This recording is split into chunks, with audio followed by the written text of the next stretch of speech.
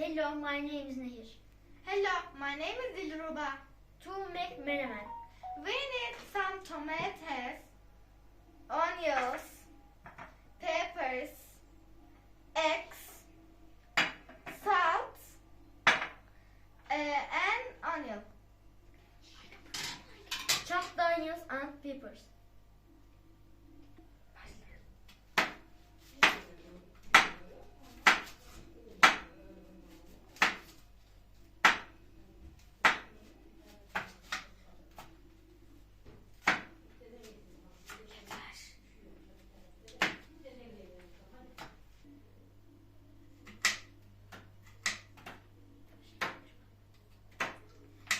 Put some oil into the pan.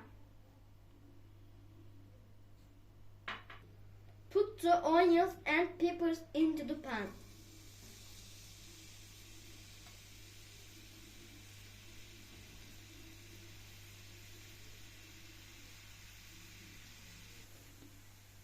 While they are cooking, chop the tomatoes.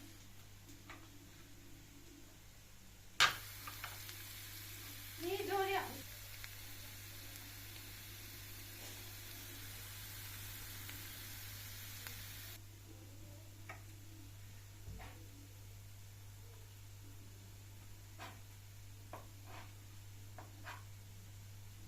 Add the tomatoes to the mixture and cook them for 3 minutes.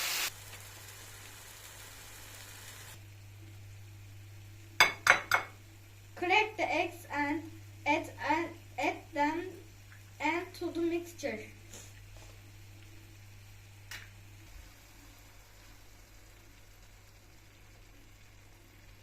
Sprinkle some salt.